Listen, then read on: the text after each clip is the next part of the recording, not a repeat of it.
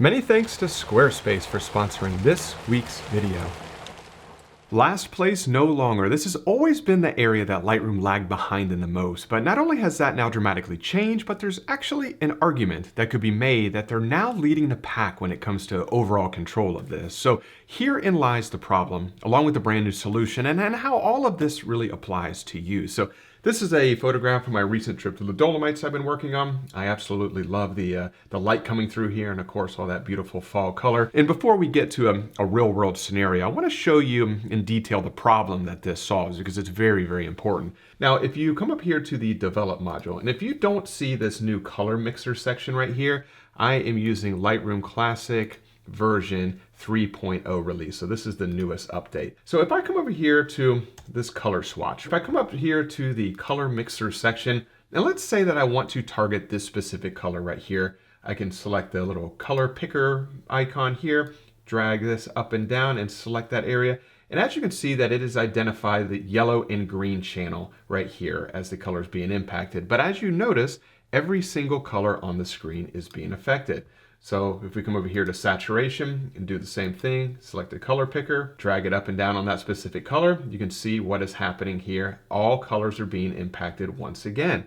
Let me hold down the command key and just reset the mixer. And once again, if I hit hue, let's select the color picker, pick this color right here in the center, drag it up and down, you can see once again that all colors are being impacted on the screen. Let me just reset this right here. And this is where the new point color tool comes in. So that before the point color tool, this was the, I guess, most refined way to target a specific color, which did a fairly good job. But I think once you see how powerful the new point color tool is, you'll really, I guess, feel, at least I know I did, you'll realize how far Lightroom actually was kind of behind the curve when it comes to identifying a very, very specific color. So if I come up here now to point color, which is right next to the mixer section here, select point color, let's grab the little eyedropper tool, and let's drop it on that same color right in the center. And you can see that it identified that color right there. If you take this side here and drag this up and down, you'll notice that this is impacting the overall luminance of that particular color. Hit Command Z. Right here, if I hold down Shift and just drag this up and down, this is impacting the overall saturation of that specific color that it identified. Let me hit Command Z once again. But if I drag the hue shift back and forth, you can see that we're kind of running into the same problem we had before.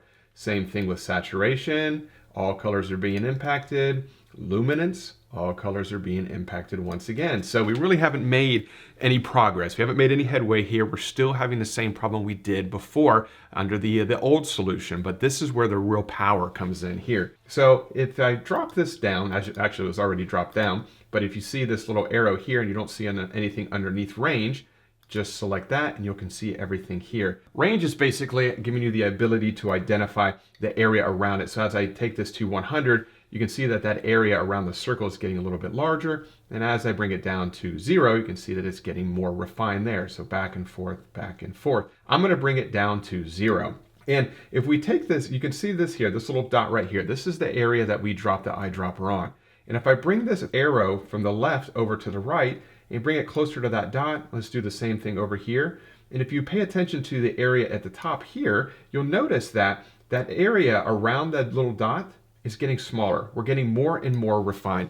And that's exactly what we want to do. We want to target just that specific color and not all the different color swatches on the screen. Let's come down here to saturation. Let's do the same thing. Let's bring this left arrow all the way over to the circle.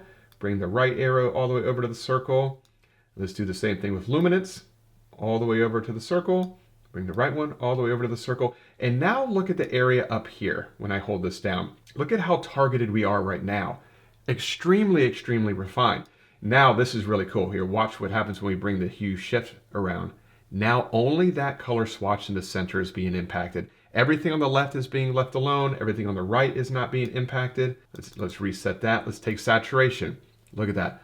Only the color in the center. Same thing with luminance. Only that center area is being impacted now, which is absolutely incredible. What's cool is you have this visualized range, and it basically puts all the colors that are not being impacted in black and white, and only the color being targeted is now in color, which, as you can see, it is just this center area right here. So that is really the big problem that the new color tool solves, I should say, the new point color tool solves. It's absolutely, it gives you the ultimate power when it comes to selecting a specific color. Now, all this is well and good. What is a real world case scenario? What's a case study, or how does this solve a problem that happens in the real world? Because at the end of the day, who's editing color swatches? Nobody. We want to know how this impacts a real world scenario. So let me go back to the original image right here. And let's say that I want to reduce the blueness, or how much blue is in this upper left-hand corner, because it's a little bit distracting to me. So if I were to come over here to the color mixture section, which is the standard hue, saturation, and luminance, and let's go over to saturation. Let's take the color picker and put it on that area there and drag it up and down. As you can see, it's targeting the blue and a little bit of the purple channel. So if I bring it all the way down, you can see that yes, it is fixing that upper left-hand corner, but you can see how much blue is all throughout this photograph. And I really don't want to impact all the blue or all the purple in the photograph. I just want to basically reduce the saturation of that upper left-hand corner. So if I come over here to point color, take the eyedropper, let's drop it on that area right there. And once again, if I take the saturation down and up, you can see it's still targeting only the blue color in the overall photograph. But now let's get really, really refined with it. Let's take the range all the way down to 0. Let's take this hue and bring it closer to the circle. Bring the right side closer to the circle. Let's bring saturation closer to the center circle. Bring the right side in once again. And let's do the same thing with luminance.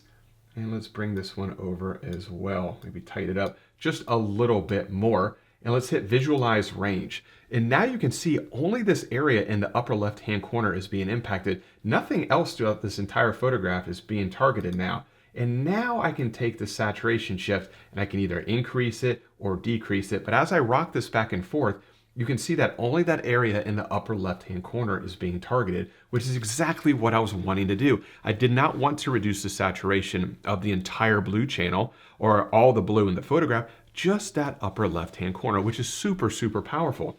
So another case, let's come up here and let's say that I want to target just this little bit of color coming through the light that's hitting this mountain here. So let's grab the color picker.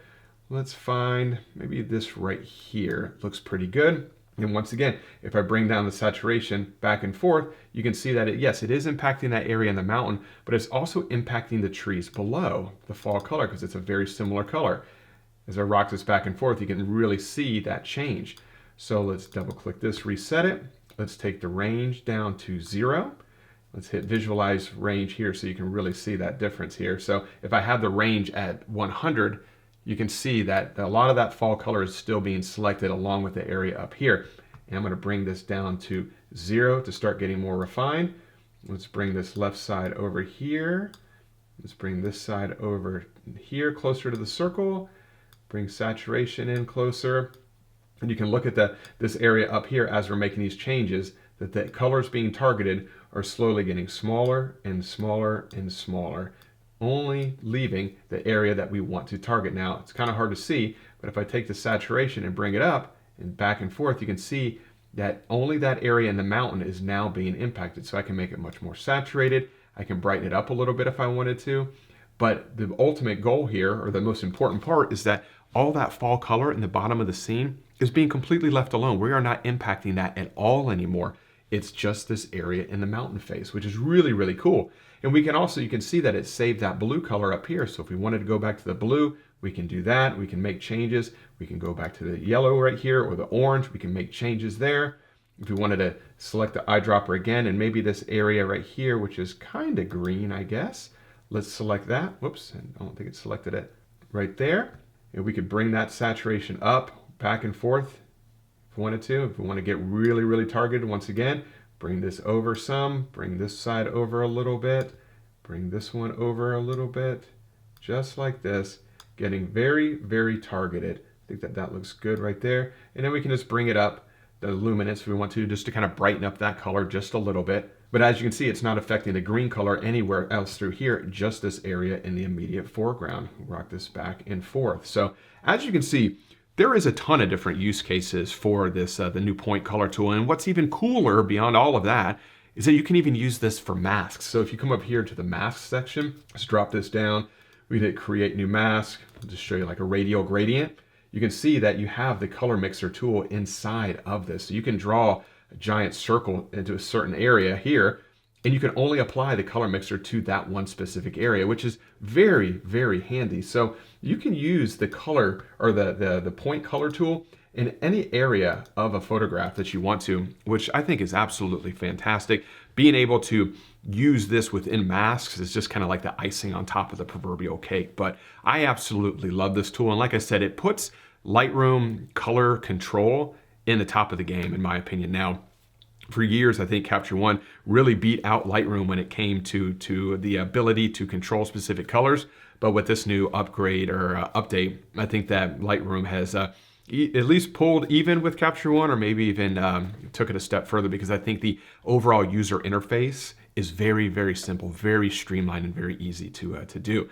So, or very easy to apply, I should say. So I hope that that information was helpful. And before I do wrap up this week's video, I just want to say a huge thanks to the longtime sponsor of the channel, which is Squarespace, who I use for all of my website and e-commerce needs. Squarespace provides a robust and beautiful online platform to develop your website. You can showcase your photography using Squarespace's professional portfolio designs and display your work using customizable galleries in order to make it your own. And with Squarespace's online store feature, you'll have access to all the tools you'll need to start selling your physical, digital, or service products online immediately. You can even use Squarespace's new asset library so you can upload, organize, and access all your content from a single place in order to easily find and use them across the entire Squarespace platform. So if you're looking to start a new website or possibly upgrade your current website, check out squarespace.com/Mark Denney for a free trial and 10% off your first purchase. So I do hope that the information in this video will help you to possibly maybe feel more confident testing out this new tool, or maybe you weren't even aware that this new tool is even available in the new 13.0 release with Lightroom Classic. If you haven't updated yet, definitely update to the newest version. You'll have access to this, and it is absolutely a game-changing coloring tool in my personal opinion, and I've had a lot of fun playing with it over the last couple of weeks. So any questions related to anything covered in this week's video, please leave those in the comment section below, and I will do my best to get back in touch with you as soon as humanly possible. And as always, if you did enjoy this week's video, if you could give it a thumbs up, subscribe to the channel if you're not subscribed already, and as always, I really do appreciate you carving out a little bit of time to spend it with me here today, and I will see you all next Wednesday. Bye.